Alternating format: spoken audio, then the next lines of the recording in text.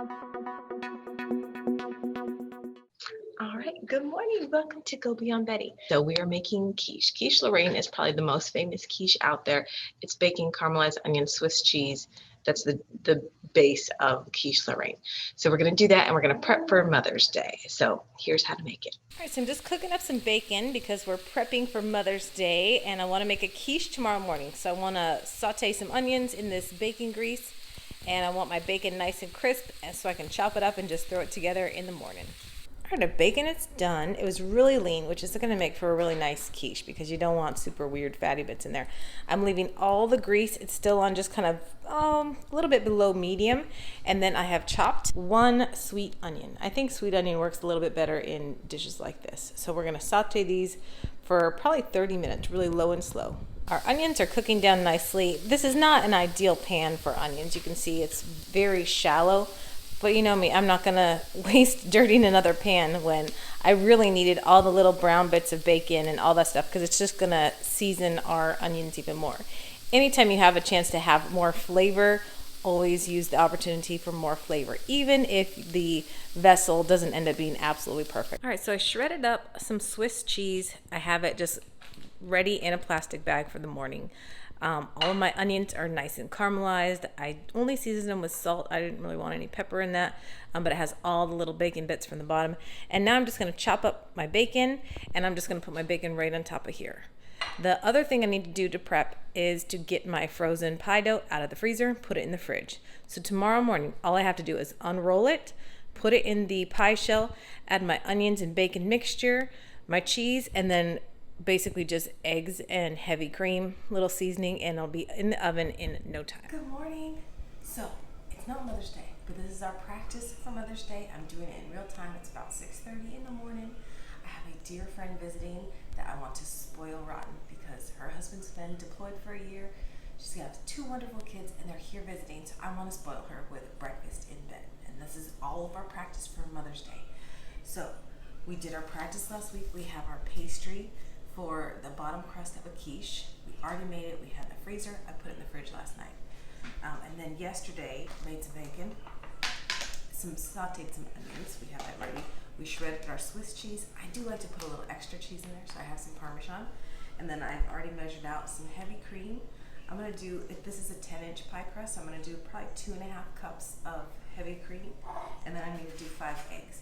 I know you might be tempted to just crack the eggs and dump them in here. Don't do that because your odds of getting a little shell in there would be completely hidden. You wouldn't know, so always break them into a separate bowl. So 5 eggs, quick rinse. So I'll add my 5 eggs in. Again, 2.5 cups of heavy cream. We're going decadent. Don't try to cut corners and half it. Kidding. I'm gonna put a little sprinkle of cayenne. You won't notice it in there. Just again, a light sprinkle. It just kind of rounds out the flavors a little bit. A little bit of pepper, not a ton. And then salt. I'm gonna go 1/2 teaspoon. A little more. You don't need it super salty like you would be doing for scrambled eggs because there's a lot of salt in your cheese, so you don't have to get it away. And I do have my oven on at 400.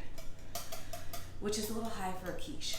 My plan is to get my quiche going, and then I'm gonna pull out my scones in a minute because those need to be at 400. The scones are only gonna take about 15 minutes.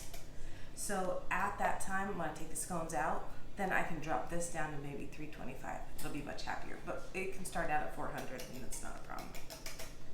I think it also helps when you have a really high heat to brown the bottom of your crust. Because sometimes with a crust, honestly, you could blind bake for a quiche. I don't. Now I'm gonna unroll this.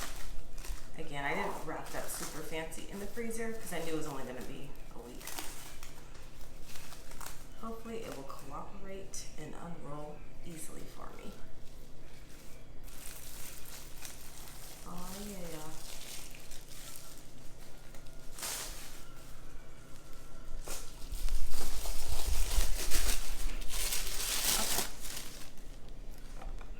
Adjust accordingly. You want just a little overhang. I realize the store-bought crust would be a lot prettier. But this is gonna taste way better. You can still see the big flecks of butter in there. Okay, now we're gonna work on our fluting skills. What I want you to do is bend this over. We want it even all around. So just kind of make, I don't know, just tuck them in. And you want it just kind of level with the top of the pie pan. And it's okay if you have a lot of extra. You could cut it. I don't. Some people like crust on the end, some don't. If they don't want it, they don't need it. But what are you gonna do with the rest of it? Nothing. So again, I'm just tucking it under, pinching it. Not a lot, just a little bit. Because I'm gonna pinch it in a second.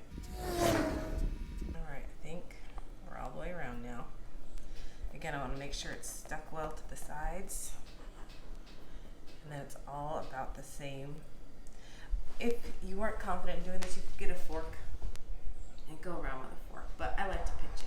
So what I do is I kind of use this thumb and these pinchers. We come in for the real thing. I'm just gonna kind of pinch and hold.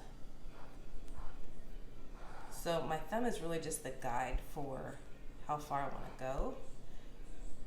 And I'm not a professional flutist, but it's just doing the exact same movement, I don't know, 20, 30 times.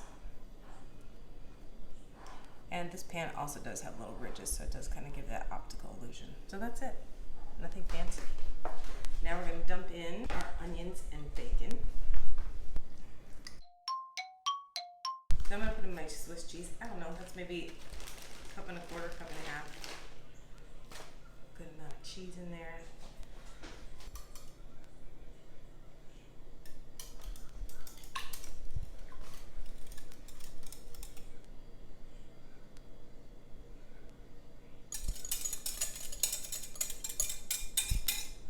I always like just a little Parmesan on top. For any kind of quiche, frittata, there's something about Parmesan. That first bite is just salty, delicious. Not a lot, just a nice little sprinkle on top. Maybe just a little more. You can get this bag at Costco. I love this bag. I know you can keep it completely frozen in the freezer, so it's not gonna go bad, and it stays shredded. So it's awesome. All right, totally uncovered, 400 degree oven. I'm just gonna put it one side because we're gonna get our scones out and do the other side. I ended up putting a little parchment paper under there because there's so much butter in the crust that it started to drip and make the oven smoke, so I just put a little parchment under there, but it's almost done. All right, the quiche is almost done, that center part. I just wanna wait one more minute for that to come up. So I would recommend making this quiche probably the day before. I prepped mine the day before so I could bake it fresh that morning, but I will say it was probably too soft to cut by the time I needed to cut it.